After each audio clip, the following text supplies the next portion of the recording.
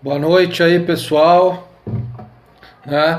Vamos aí começar mais uma revisão aí de direito tributário. Boa noite aí todo mundo, a galera tá entrando, vamos lá, compartilhem aí com seus seguidores, que nem fez o Showa. Vamos lá aí, galera. Vamos lá, vamos ajudar esse professor. Vamos lá, vamos botar para quebrar. Vamos divulgar esse canal no Periscope. Compartilhem aí com seus seguidores. Vamos fazer levantar esses coraçõezinhos. Vamos lá. Aqui são 20 horas, 8 horas da noite, horário de Brasília. Nos outros estados que não tem horário de verão, 19 horas. Vamos lá. Vamos começar mais uma revisão aí de direito tributário. Vamos discutir algumas alternativas, algumas questões que foram abordadas, foram cobradas aí na prova de direito tributário, né? Aí já do ano de 2016, estamos tratando de questões super recentes. Boa noite aí, querido Reinaldo, presente aí em todas as nossas transmissões. Valeu o apoio aí, grande amigo, grande aluno, né? Vamos lá, galera, fazem aí que nem o Ronaldo, compartilhem com seus seguidores. Vamos clicar nessa telinha, vamos fazer subir esses coraçõezinhos. Isso me ajuda a monitorar a conexão de vocês e o principal, me dá mais visibilidade. Aí, grande Dionilson, sempre presente aí. Abraço aí para Presidente Prudente, cidade maravilhosa. Quando eu morava em Foz do Iguaçu, fiquei um ano morando em Foz do Iguaçu, trabalhando lá na Ponte da Amizade como analista tributário da Receita. Quando eu ia de ônibus, às vezes que eu ia de ônibus, né, passava aí por Presidente Prudente, passava por Marília, pela região aí, com a divisa aí do Paraná, com o norte do Paraná, perto ali de Maringá, Londrina. Vamos lá. É isso aí. Felipe, grande Felipe, presente aí na transmissão. Vamos lá, galera. Vamos lá. Vamos. Valeu. Vamos tentar sempre estar aí com as aulas, com as revisões de direito tributário, sempre aí com a ajuda de vocês. Vamos compartilhar. Se gostam aí das revisões, compartilhem com os amigos. Divulguem o canal no Periscope, que a gente sempre vai estar tratando aí de direito tributário, as novidades aí que as bancas estão cobrando, né, novidades jurisprudenciais, legislativas. Vamos aí sempre mantendo vocês, alunos aí que prestigiam o nosso canal, atualizados. Ok? Vamos lá, galera. Sempre não parem de subir esses coraçõezinhos, hein? Vamos lá. Valeu, Josane, valeu pelo apoio. Vamos lá, galera, vamos pegar aí, vamos ver a primeira questão. Vamos lá.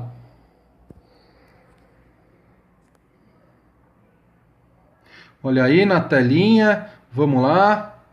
Olha aí, primeira, expressão do poder constituinte decorrente.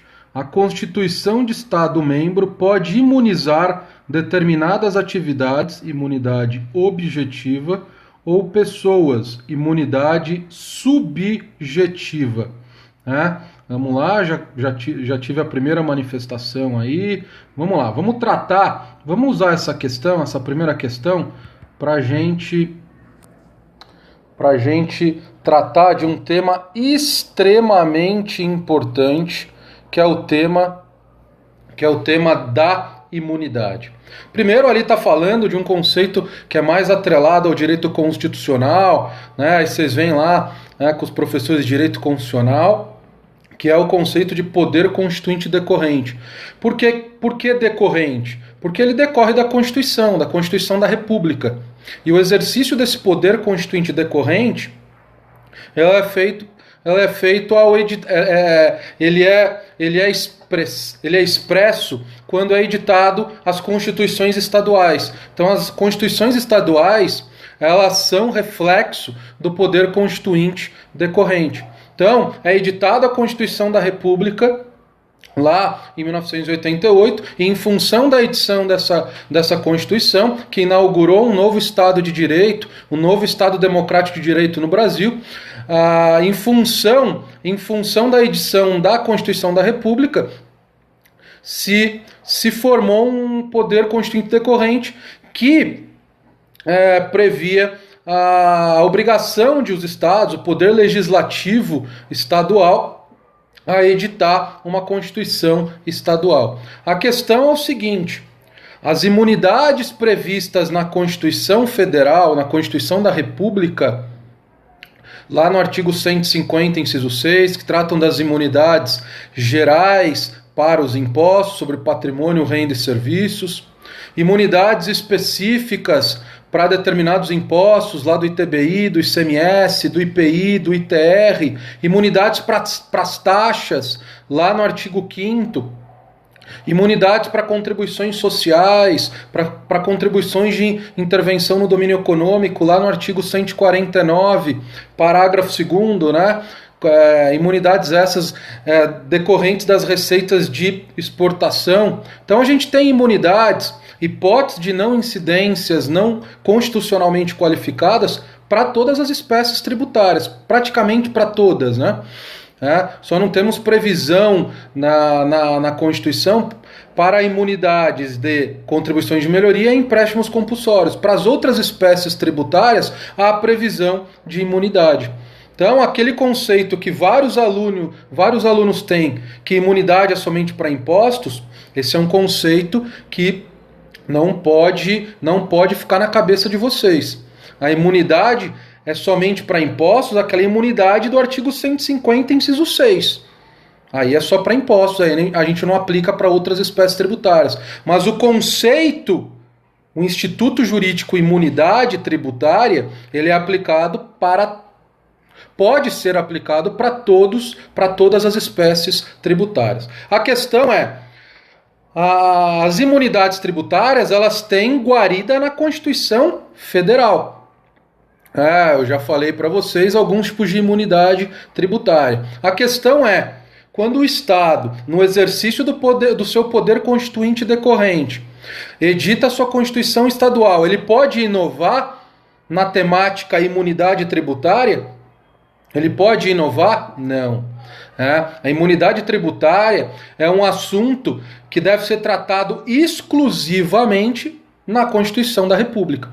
Os estados, ao editarem a sua Constituição estadual, não podem inovar, simplesmente tem que copiar. Temos lá a imunidade tributária recíproca, do artigo 150, inciso 6, a linha A. Os estados podem inovar e abranger as empresas públicas e a sociedade de economia mista econômica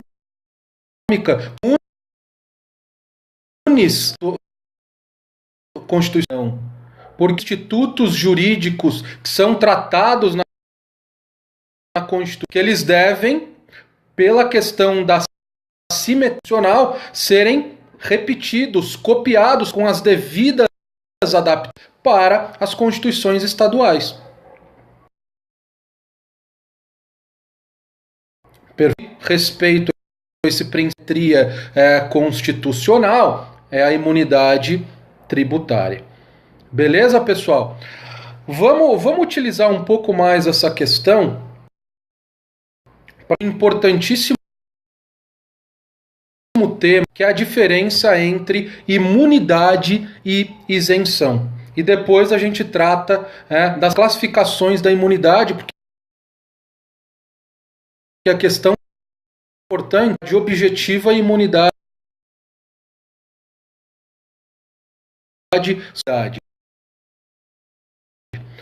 de não incidência, o que é?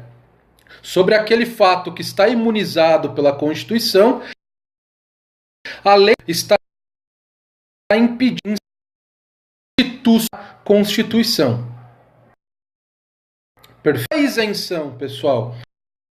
A isenção não é uma causa de... A isenção é uma hipótese de exclusão do crédito tributário.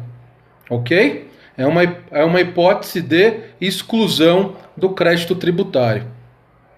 Então, pessoal, muitos alunos confundem, isenção é não incidência, só que prevista na lei. Não, isenção não é uma causa de não incidência. Pessoal, se está travando, entra e sai, tá? Entra e sai do Periscope, E não fica mandando mensagem que está travando, tá? Porque as mensagens, elas travam ainda mais a conexão. Se estiver travando, não fica mandando mensagem que está entra e sai do Periscope, porque aí, beleza? Então, vamos lá. Então, pessoal, isenção não é uma causa de não incidência. Isenção é uma causa de exclusão do crédito tributário. Tá previsto, né? Tá previsto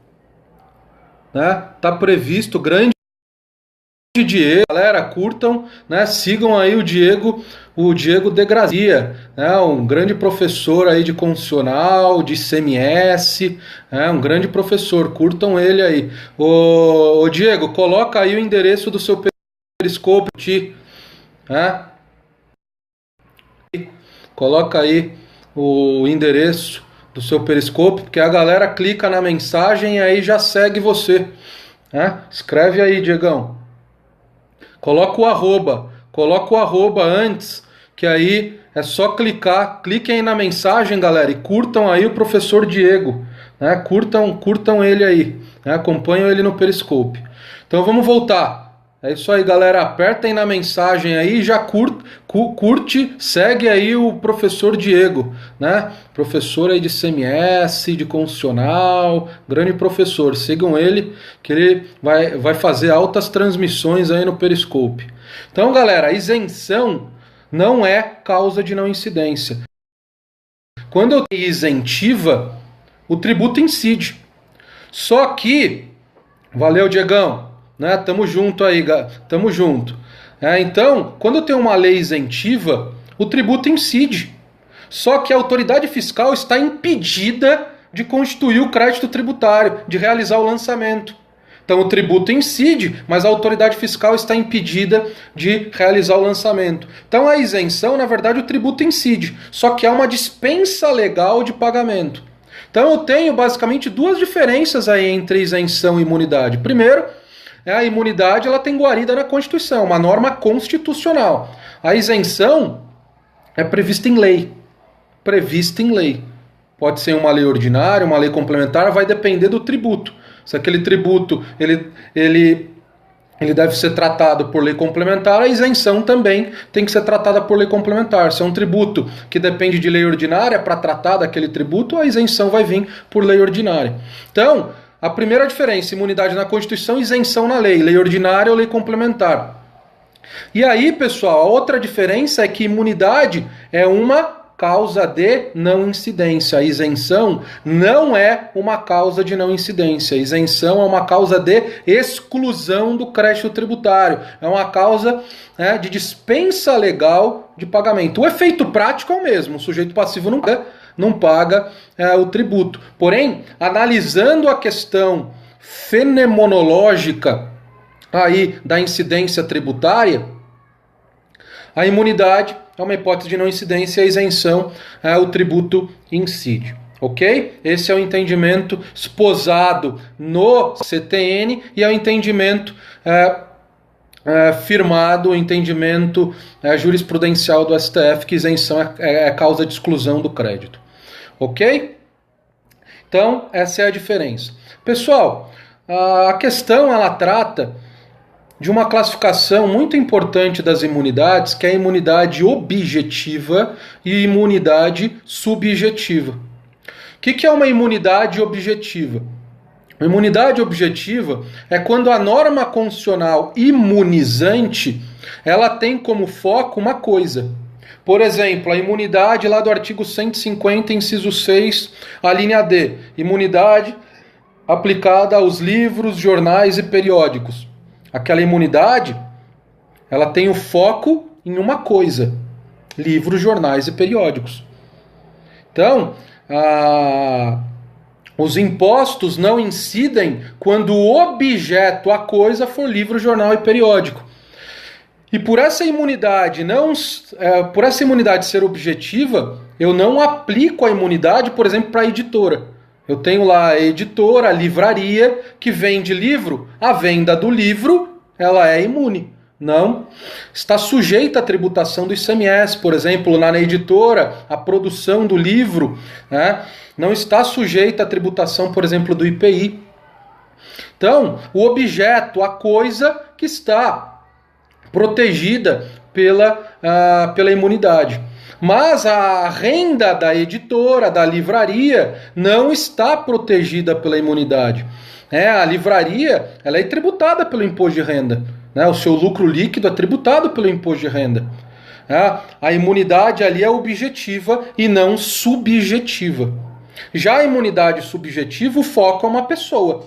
Eu estou imunizando certos padrões de pessoas. Por exemplo, a imunidade recíproca. Eu imunizo os entes políticos, eu imunizo as fundações públicas, eu imunizo as autarquias. A imunidade recíproca. O foco é no sujeito, é na pessoa. Eu não estou focando na coisa, eu não estou focando em um objeto, eu estou focando em uma pessoa. A imunidade para partidos políticos, para entidades assistenciais, para entidades educacionais, imunidades subjetivas. O foco é na pessoa, no sujeito. Por isso que vem a nomenclatura objetiva. Ok, galera? Então, essa classificação é super importante e é imunitiva. Mas a questão aqui é que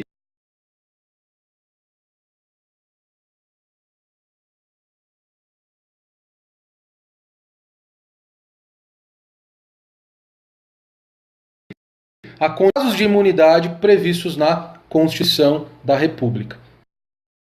Beleza? Vamos aqui.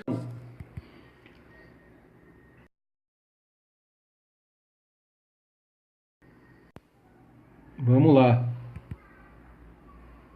Fala, grande Almeida, né? Honra você participar, galera. Curtam aí o professor Almeida Júnior. Almeida, coloca aí o endereço, né? Grande Márcio, uma honra. Galera, espera aí. Vocês vão ter que curtir esses dois caras aí, né? Almeida e Márcio, colocam aí o endereço do Periscope de vocês aí pra galera seguir. O Márcio, grande coaching do Estratégia. Galera, curtam aí, né? Ele vai fazer com certeza, várias transmissões aí sobre dicas de como estudar, organizar seu estudo.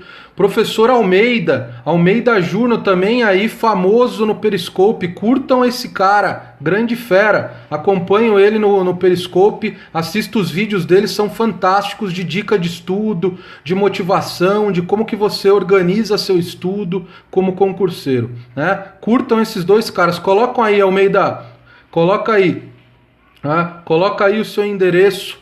Coloca aí seu endereço do Periscope pra galera curtir. Ou, galera, clicam aí na mensagem do Márcio 2012, e aí vocês curtam ele, né? O cara é muito bom, colega aí da Prefeitura de São Paulo. Almeida, coloca mais uma mensagem pra galera clicar na mensagem aí e curtir você, né? Valeu a honra aí, né? Valeu aí o prestígio desses dois feras. Então vamos lá. Vamos lá, segunda questão. Constitui exemplo de isenção a não incidência do imposto sobre a propriedade territorial rural sobre o imóvel qualificado como urbano. Olha aí, a gente acabou de tratar sobre esse tema. Errado, né, galera? Errado. Valeu, grande Almeida. Valeu, galera. Valeu. Então, galera, estamos aí com uma audiência só de caras feras. Diego de Grazia, professor Almeida Júnior, Márcio Tachiro. Então, olha aí. Vamos lá. Silvião entrou? Silvio.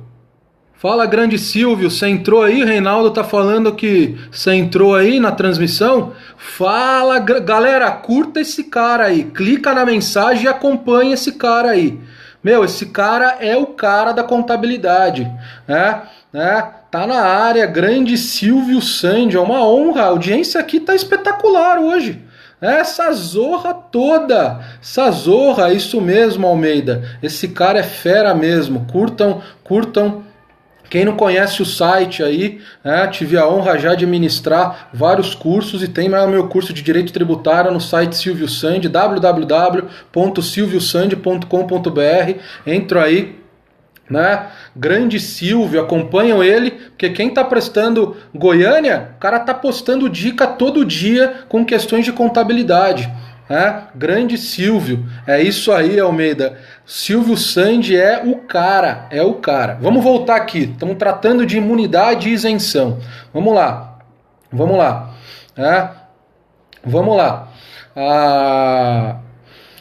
Acabei de falar para vocês a diferença de isenção e imunidade. E acabei de falar também que isenção não é não incidência. Então, o fato de o ITR em imóveis localizados na área urbana, lógico, desde que não tenha destinação rural, depois eu tento tangenciar esse entendimento do STJ, mas eu tenho aqui, o fato de o ITR ele não incidir nos imóveis localizados na área urbana, isso não é isenção. Isso é uma não incidência pura e simples. Por quê? Porque imóveis localizados na área urbana, eles não sofrem a incidência da lei instituidora do ITR, porque não se enquadra no campo de incidência, não se subjuga de ser proprietário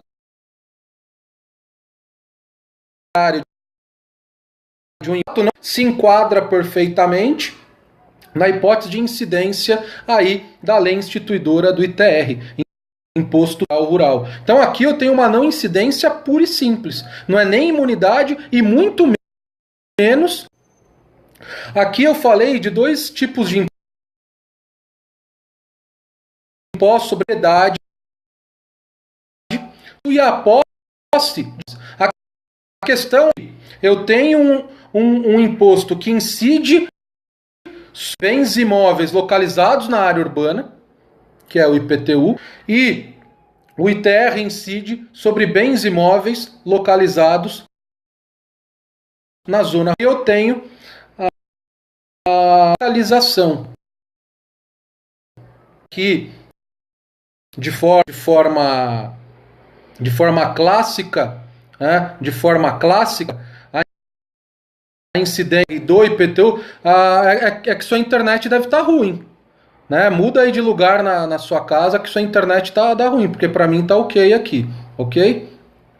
Então, o que define a incidência de um imposto ou outro, de forma geral, adotando a ótica do CTN, é o critério da localização. Então, imóveis localizados na zona urbana são tributados pelo IPTU, imóveis localizados na zona rural são tributados pelo ITR. Então, o que define aqui é o critério da localização. E aonde que está essa definição de zona urbana, zona rural, para ajudar aí a resolver esse conflito de competência aparente que existe entre o município e a União em relação ao IPTU e ITR? Está lá no CTN. O CTN ele não define o que é zona rural, ele define o que é zona urbana. Ele prevê, estabelece os critérios que uma área tem que ter para ser definida como área urbana.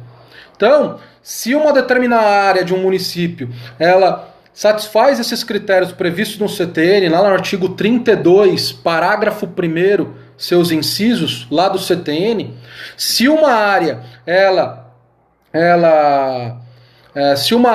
ela se enquadra nesses critérios previstos no artigo 32, parágrafo 1º, então eu tenho uma área qualificada como área urbana.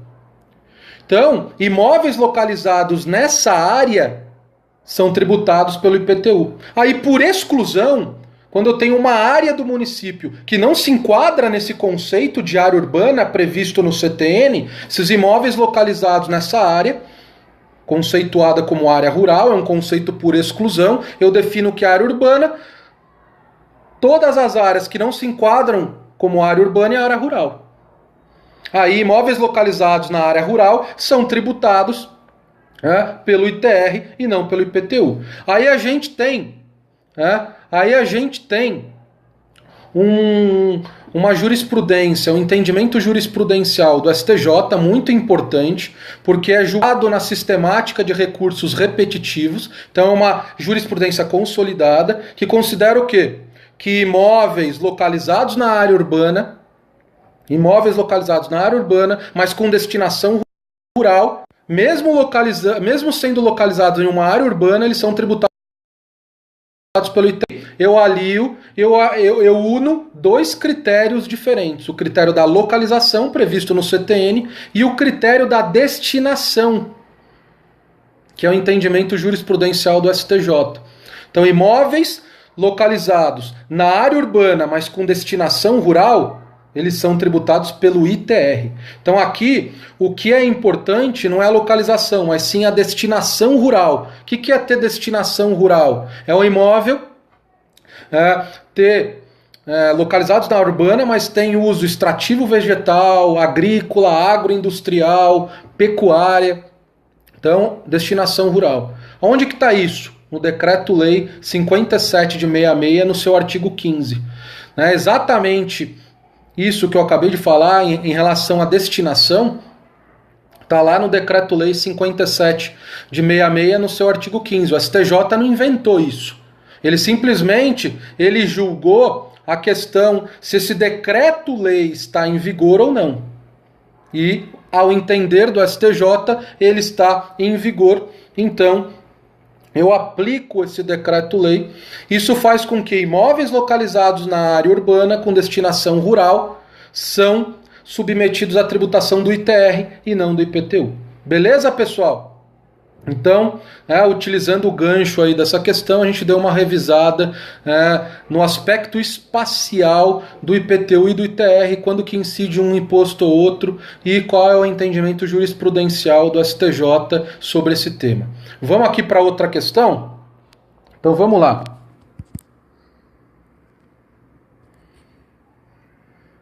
Três. Vamos lá, galera. Vamos lá. Vamos tascar o dedo na telinha aí, hein? E vamos compartilhar com os seguidores. Vamos lá. Vamos lá. 3. Salvo se ratificados pelo Estado ou pelo município detentor da competência tributária, são inválidas isenções de tributos estaduais e municipais previstas em tratados de direito internacional celebrados pela República Federativa do Brasil. Olha que interessante isso daqui. Vamos lá. Também estamos tratando de isenções aqui, galera. Só que agora de isenções heterônomas. É permitido isenções heterônomas?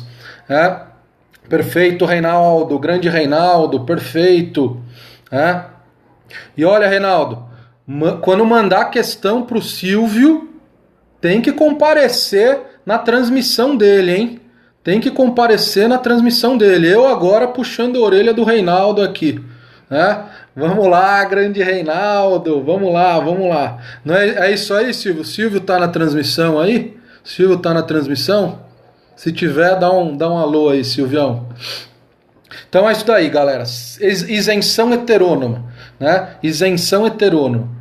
O que é isenção heterônoma? Depois a gente discute se é possível, se é permitido no nosso, se é permitido isso no nosso ordenamento jurídico ou não.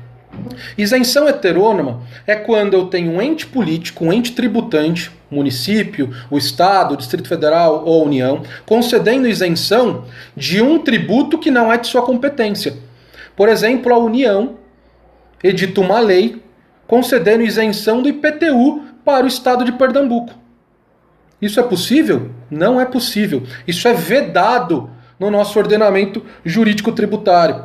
Eu tenho um dispositivo na Constituição que veda isso. Que veda, o artigo 150, anota aí, galera. Artigo 151, inciso 3 da Constituição. O que diz esse dispositivo? Fala que é vedado no nosso ordenamento jurídico tributário as isenções heterônomas. Há uma vedação às isenções heterônomas. A regra são as isenções autônomas.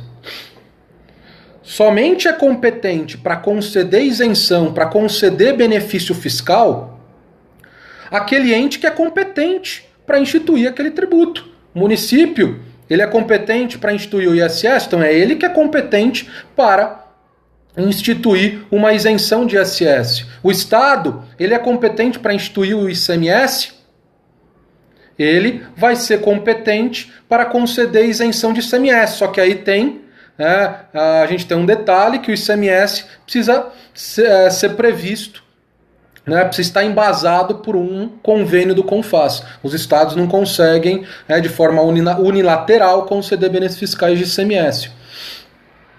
A União, ela é competente para instituir o IOF, então é ela que é competente para conceder isenção de IOF. Então a regra no nosso ordenamento jurídico tributário são as isenções autônomas.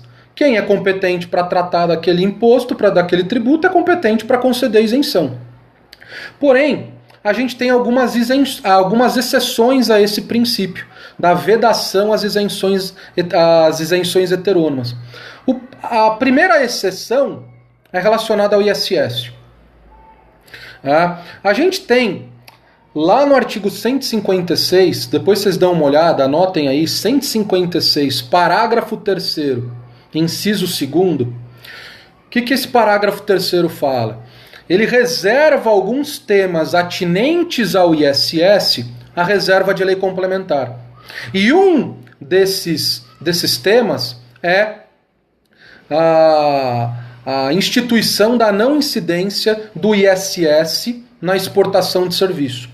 Aí a doutrina majoritária considera esse caso que quando a União for editar essa lei complementar, que no caso, atualmente a lei complementar 116, então a União, quando foi editar essa lei complementar 116, que trata das normas gerais do ISS, trata de contribuinte, trata de base de cálculo, trata de fato gerador, fixa a alíquota máxima do ISS, então trata de alguns temas que a Constituição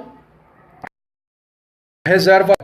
E um desses temas é a instituição da não incidência do ISS na exportação de serviço. Aí, muitos na doutrina, uma corrente majoritária, vocês vão ver isso no livro do Ricardo Alexandre, no livro do Sabag, no livro do Leandro Paulsen, importantes livros aí, referências para o mundo do mundo dos concursos, que essa previsão, essa instituição de não incidência do ISS na exportação de serviço, prevista na Lei Complementar 116, é um caso de isenção heterônoma, porque quem editou essa lei complementar foi a União. Então a União, ao editar essa lei complementar, ela instituiu uma causa de não incidência do ISS de um imposto que é de competência municipal. Então esse caso é uma exceção à vedação às isenções heterônomas, mas é uma exceção permitida na Constituição, porque a própria Constituição autorizou uma lei complementar de normas gerais, nacional, editada pela União, a instituir essa não incidência. Então a corrente majoritária considera esse caso uma exceção a esse princípio. Mas eu quero discutir, como a gente está tratando de isenção aqui, muitos já devem falar, professor, você está ficando maluco? Você cometeu uma aparente contradição aí. Primeiro você me conceitua que isenção é uma exclusão do crédito. O tributo incide, só há um impedimento aí da autoridade fiscal de realizar o lançamento. E agora você vem falar que a não incidência do ISS na exportação de serviços prevista lá na Lei Complementar 116 é uma isenção? Agora, a isenção é não incidência ou é exclusão do crédito? Calma.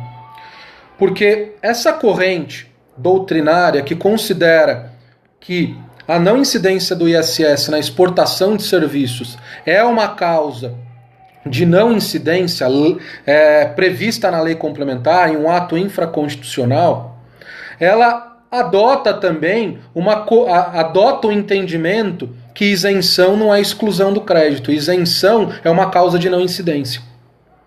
Eu não comentei naquela questão, exatamente porque eu ia comentar isso nessa questão. Então, pessoal, a gente tem duas correntes na doutrina, né,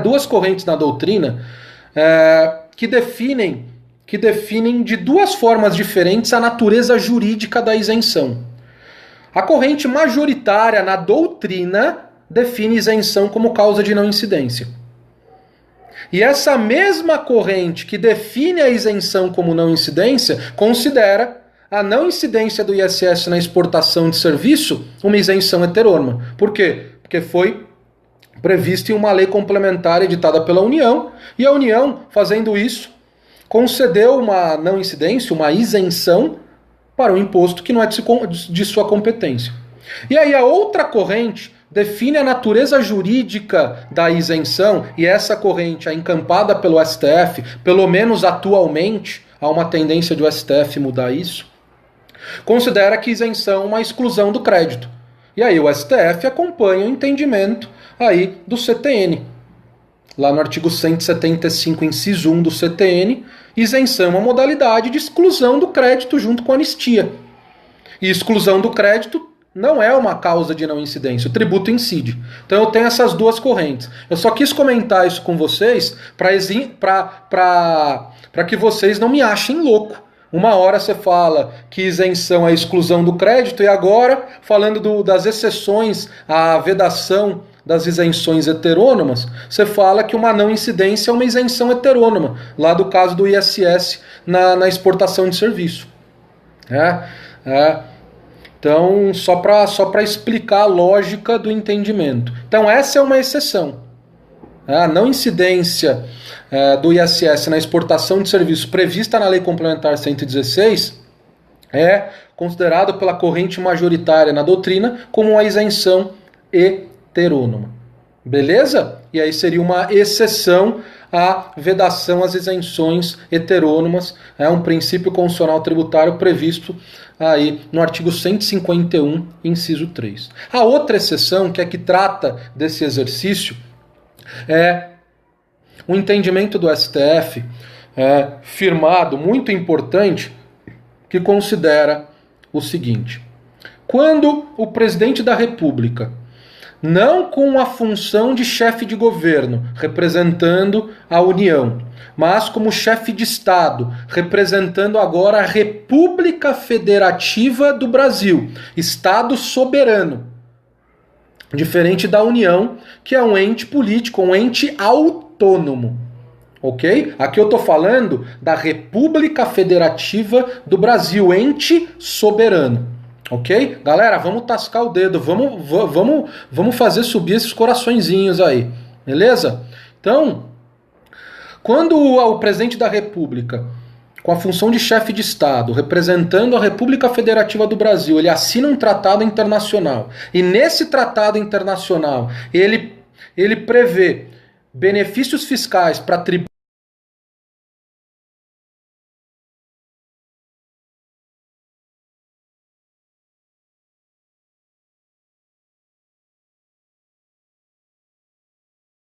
municipais para os entes políticos, União, Estados membros, Distrito Federal,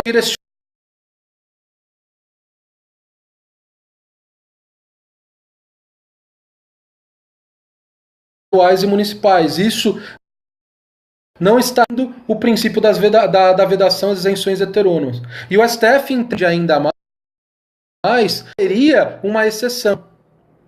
O STF entende que esse caso ele não está no campo de aplicar esse princípio, que é diferente. Quando ela é esse campo de aplicação de um princípio e a Constituição é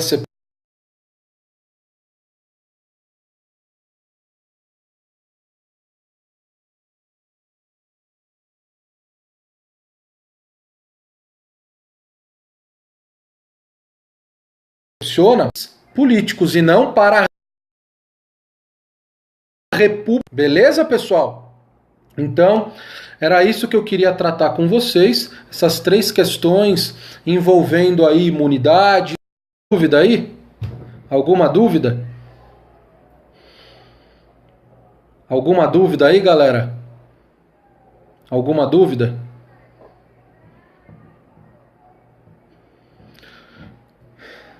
Se não tem dúvidas, deixa eu ir para uns avisos.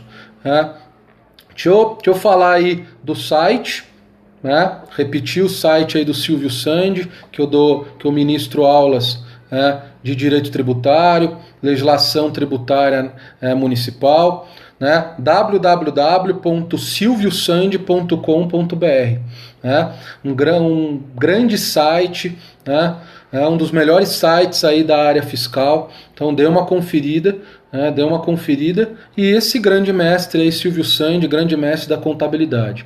E aí outro site que eu dou aula é o www.setoread.com.br. Lá eu tenho cursos de exercícios de direito tributário para a Banco Exaf, tenho curso de exercícios para a Banco FCC, para a Banco FGV, tenho meu curso de impostos municipais aplicáveis a todos os municípios.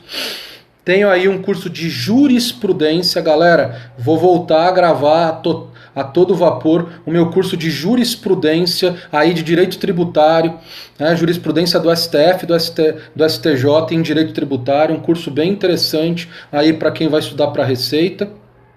E tenho meus cursos lá de legislação tributária municipal. Ok? Quem aí estiver estudando para o ISS Goiânia, dê uma olhada lá no meu curso de exercícios.